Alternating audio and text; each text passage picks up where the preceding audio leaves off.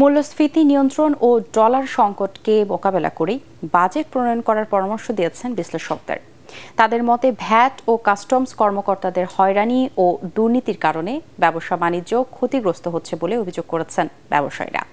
2023-24 সালের আইসিএবির প্রাক বাজেট আলোচনায় সাবেক পরিকল্পনা প্রতিমন্ত্রী ডক্টর শামসুল আলম বলেন, এনবিআর-এর সংস্কার বিমুখতা ও হয়রানি দুঃখজনক। অর্থনীতিবিদরা বলছেন, রাজস্ব খাতের দক্ষতা বৃদ্ধি ও প্রয়োজনীয় সংস্কার হলে রাজস্ব আদায় 3 গুণ বাড়ানো সম্ভব। শারফুল আলমের রিপোর্ট। 2023-24 সালের বাজেট নিয়ে প্রাক বাজেট সেমিনারের আয়োজন করে institute of chartered accounts of Bangladesh ICAB. চলমান কর কাঠামো দিয়ে রাজস্ব আদায় বাড়ানো সম্ভব নয় জানিয়ে সেমিনারে ব্যবসায়ীরা বলছেন, রাজস্ব আদায় বাড়াতে কর ব্যবস্থার সংস্কার করতে হবে। এআইটিটা রিফান্ড করার অথবা অ্যাডজাস্ট করার কোনো সিস্টেম আইনে বর্তমানে নাই এবং সেটাকে আইন দ্বারা রহিত করা হয়েছে, কারণ এই ধরনের অন্যায়গুলি মেনে নেওয়া যায় না। বাংলাদেশের ট্যাক্সেশন সিস্টেমটাই হচ্ছে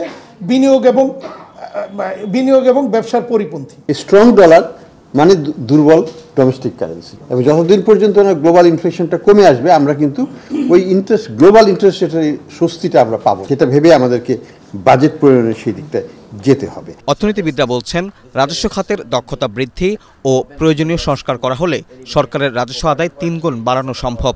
বাজেটে সরকারের যথাযথ সিদ্ধান্ত নিতে দেরি হলে অর্থনীতির গতি পিছিয়ে যাওয়ার আশঙ্কাও করেন তারা। ট্যাক্স আদায়ের ব্যাপারে এখানে যৌক্তিকতার প্রশ্ন। আমরা যখন এই ইনডাইরেক্ট ট্যাক্সের দিকে ঝুঁকে যাওয়া মানেই হচ্ছে আমি কন্ট্রাডিক্ট করছি যে আমি মূল্যস্ফীতি কমাবো, আমি মানুষকে রিলিফ দেবো, আমি মানুষকে কাজ করব, কিন্তু আমার আইনের ভিতরে রয়েছে আমি indirect tax. Rising inflationary pressure, energy shortage, a balance of payments deficit and a revenue shortfall are denting the progress of Bangladesh. Tax ratio বাড়াতে গিয়ে এখানে যেমন সংস্কারের প্রয়োজন আছে। এনবিআর-এর যে সমস্যাগুলো আমরা দেখি অত্যন্ত করুণ বলবো, আর্তনাদি বলবো, আমি কতভাবে উনি হ্যারাসমেন্টের কথা তুলে ধরলেন। তো এ তো কিছু না কিছু সত্য হলেও তো দুঃখজনক। জিডিপি হারের চিত্র তুলে ধরে বক্তারা জানান, রাজস্ব আইন পরিবর্তনে সরকারের সদিচ্ছার অভাব রয়েছে। শারফুল আলম, এটিএন বাংলা, ঢাকা।